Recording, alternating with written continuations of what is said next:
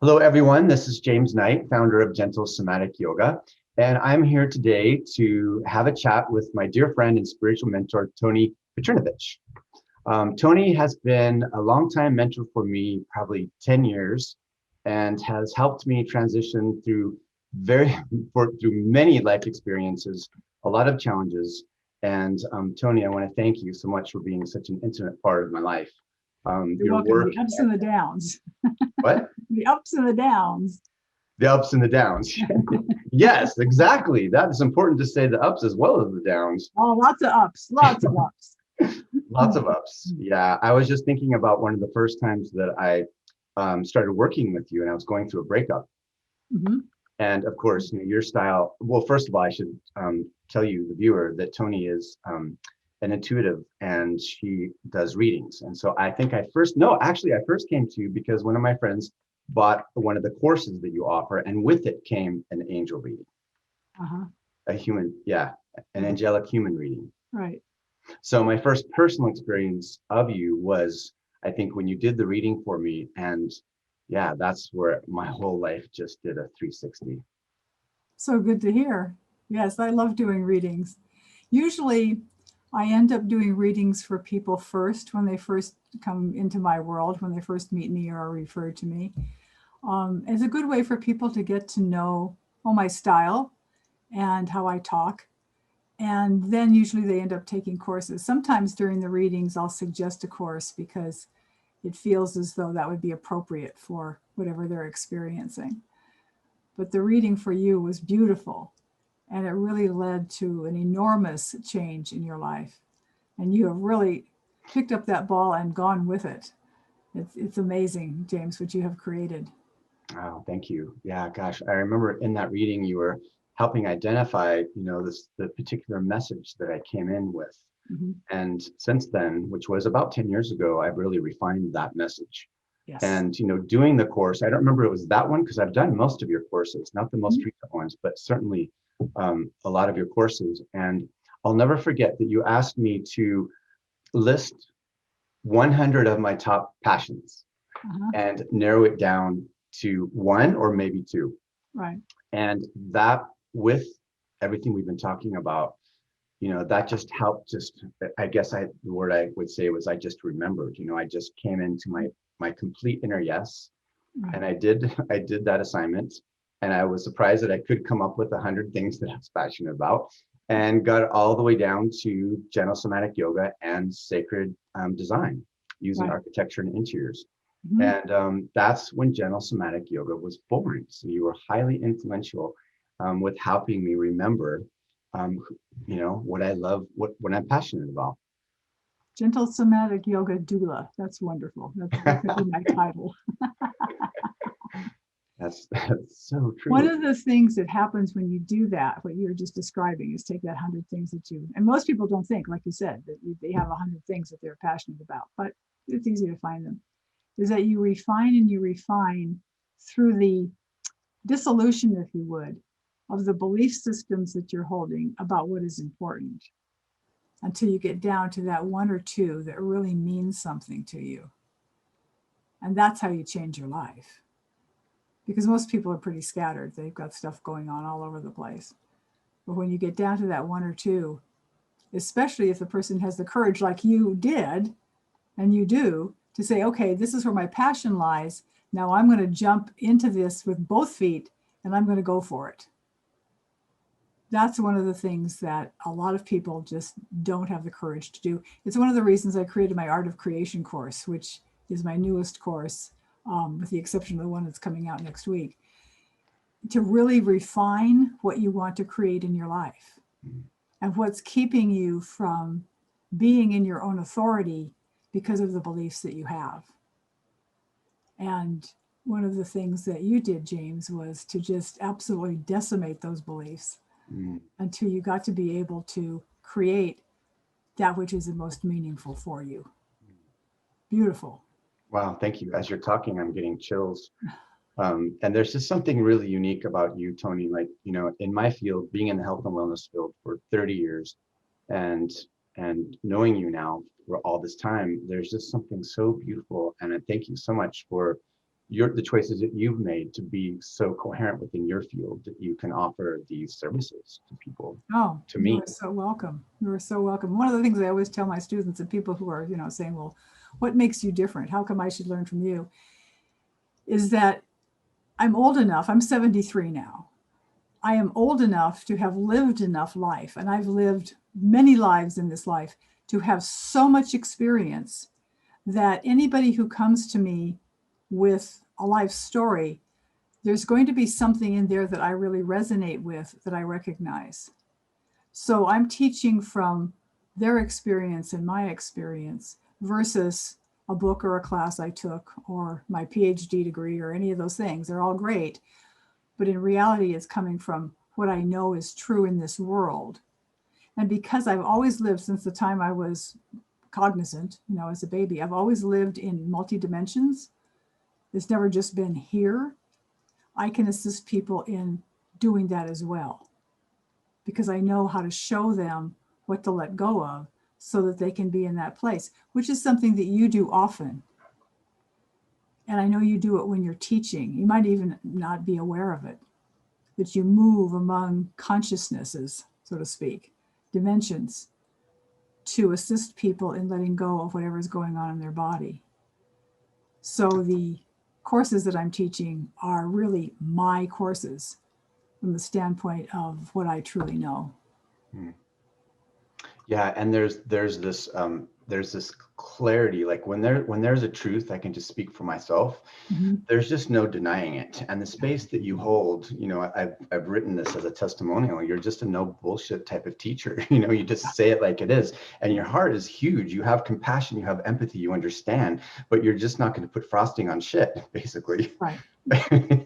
So I appreciate that, because I want to get to, I want to be efficient, and I want to be able to, and there's very few people to lean into, in my path, and there's no judgment about that, but you maintain a very clean and clear space, Tony, and I really appreciate that. Well, you're welcome. Somebody asked me the other day if, and it was sort of said, it was said from the standpoint of, this is what I do, is this what you do? And the person said, I go to I go to where someone is when I'm working with somebody, I go to where they are. Don't you do that? And in reality, I don't. And I know that's something that you're supposed to do, is, go to where the person is and then lead them to you. Hmm. When people come to me, they're coming to me because of who and what I am. So why do I want to go to where they are? Why not stay where I am and let them come here? Because that's what they're asking for. Hmm. And that's that space you're talking about. Hmm. To be absolutely clear, this is the way it is. Now that I've said that, what do you want to do with it? How do you want to reform your life, transform your life, or not? No judgment, because this is truth. There's only one truth, and that is that you are I am. And it's just a name for God, because the word God has such a religious connotation to it. But I am is just the I am. And when you come to just that place, everything else falls away. But to do that, you have to be able to be willing to go through the steps. And some people could say work, but work has such a pejorative connotation to it. Who wants to work? Take the steps. It's like walking down a path. You need to walk down that path, take those steps to get to that place, because no one's ever told you this before. And though the relief and the freedom that comes with it is off the charts. Yeah. I'm, you and I haven't spoke about our history for a while, because we're always in the moment with each other when we're having personal time and when we're working together. I remember, being in this field. I've been studying spirituality since I was 19, and pretty upward path with that. So a lot of workshops, a lot of teachers, crystal healing, energy healing, water therapy, shamanism, and a lot of psychotherapy, you name it. And there was a lot of belief systems that I didn't even know I had before I met you. So it was really peeling that back. And one of the refreshing things that I appreciate about you is that you study and you practice, you embody quantum physics. So you have this incredible channel to know universal truth, which also includes quantum physics. Mhm. But I really appreciate that you reference quantum physics and the laws of quantum physics with the metaphysics. Like that to me was what really brought coherency into my field, because then I was able to take all the parts and pieces. I didn't have to get rid of anything. I just had to create space to allow it to just come into my field as truth. Yeah, I understand what you're saying. And the reason I really dwell, if you would, in the quantum world is because quantum means the smallest piece. So when we're talking about quantum physics, we're talking about the physics of the smallest pieces of our universe. But what quantum physics has discovered is that there's nothing there. So it's really the world of spirit. And there's nothing there until, in quantum physics, there's nothing there until the observer observes something and thereby creates it. So it takes it back to you being the creator. And quantum physics language is really one of the closest languages we have to describe spirituality. Excuse me. Because most of spirituality, the language has some sort of connotation to it that brings up something that makes a person uncomfortable. Yeah. I had one of my students tell me, I don't ever want to call myself divine. I just can't do that. It just makes me feel like I'm better than everybody else. And I said, well, everybody else is divine too. And he said, well, I just can't. So if you take those kinds of words out and you use language that is basically scientific, you're still saying the same thing. And you're talking about that which doesn't exist until you create it, which of course makes us the creator of our lives. And it's done with the energetic body that you work with all the time. And also in the newest course that's coming out next week, DNA of Enlightenment, is very, very focused on the messages in our cells that are connected to the plasma of this universe. Our universe is 99.9% plasma, which is basically, plasma is just an ionized electron, and it carries information.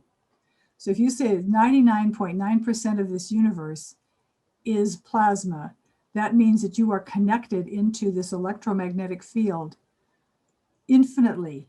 And when we talk about the universe, it's sort of like everybody says, well, yeah, the universe. Think about it. We have barely even touched the edges of this galaxy. And there are billions of galaxies infinitely everywhere in this universe, and you're connected to all of them. And that information is in your DNA. So the reality of what is really happening to you, no matter how spiritual you want to make it, is also very, very physical, which goes back to your work, James, because the body has to be in a coherent state. The troughs and the crests of the energy wave have to be equal for it to be balanced and in harmony. And when you do your work the way you do, that's what you're doing. You're bringing people back into that coherency. Whew. It's kind of bringing up some emotion, some nice emotion, because it's what I have found, that peace and well-being is our natural state.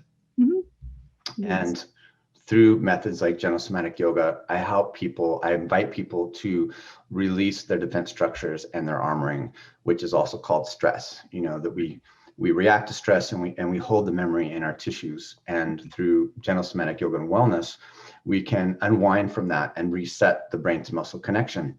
And when that happens, then the things that you're talking about, it just becomes so clear. Like there's just a clear connection. There's less cobwebs, I might say, or like less less distraction for sure. But what am I trying to say? There's less of a filter. Like when we're just in our natural state of the I am, then we can feel that connection. And I feel like that's where the word yoga, you know, and the science of yoga, I believe that's what the masters have been teaching us, is that we are this unified state, but we're just distracted because of our life experiences that we attach to and we judge and all of that, and we become separate. It's all just a temporary untruth. Well, it's true. It's true up to that point, but it can change. Well, it's true in the moment for the person. And Yeah. this is the big step. Because if you realize, if you think about it linearly, if we were going to draw this out on a piece of paper, you have a belief, whatever it is. And that belief creates a perception. It's the way you see the world based on this belief. And as soon as you perceive something, you assign a meaning to it. It means this. I'm watching this, I'm seeing this, I'm experiencing this, and it means this. And because those two things happen based upon the belief you have, it reconfirms the belief. It's like when people say, well, I knew this was going to happen. It reconfirms the belief. So you stay in this constant hamster wheel of experiencing things that you believe are true. When you begin to realize that something you believe isn't true, and you actually, and then one of the things that I always encourage my students to do is to take whatever belief you're having a struggle with and find out where it came from. I mean, and really do some research, because every belief that exists is there to control something, certain aspect of the population, how your health is, how your world works. There's some need for control. Then you can decide whether you're going to keep that belief or not. Doesn't mean you have to get rid of it, but know why it's there. Because if it isn't bringing coherency, the troughs and the crests of your energy wave are equal, into your body, it is creating discomfort, disease, stress, all of the things that you, James, have the body release based upon the belief that you have. And when people do this work, it often is like the first things that come up are the easy ones. Well, I believe this and I believe that, and my spiritual beliefs and my food beliefs and my clothes beliefs and my body beliefs. Okay, get those out of the way. Now, let's go to the ones that are kind of the givens. The ones that everybody thinks that, well, everybody knows this. This is right. Those are the ones you want to look at. The ones that you just accept as this is the way life is. Because those are the ones that have got you caught in this pattern, around and around and around. And when you get rid of those, that's where the freedom is. But that can be quite a journey. And it takes some desire. Somebody asked me in an interview last month, he said, I'm trying to remember exactly how he said it, but sort of like, what is it that you think, what is it that keeps people from fulfilling your classes, from getting there in the work that they do with you? What do you think keeps them from doing that? And I said, well, first of all, it's laziness. That's the very first thing. Secondly, it's distraction. There's so many other things going on all the time. And the third thing is the fear of where it's going to take them. So if you can get past well, yeah, I bought the course, but I'm too tired tonight, I can't do this type of thing. And you can get past Netflix or whatever thing is your immediate distraction, then you come to the place where you really want to look, which is if you change yourself a lot, which it will happen with my courses. Like James said, there's no bullshit here. If you change yourself, how's that going to change your life and the people around you, your job, your relationships? And that can be pretty scary. You went through some enormous changes, James, in life's habit, structure, people. I mean, I watched you do it, and you did it with grace, and you did it with humility. And sometimes it was really, really, really hard, but you did it. And it brought you to where you are. Yeah. And that's why, like you said in your testimonial, which was great, no bullshit, there isn't any. One of my students said it takes spiritual balls to work with you. Well, it does, because I'm not afraid to confront all of the stuff that you think is real.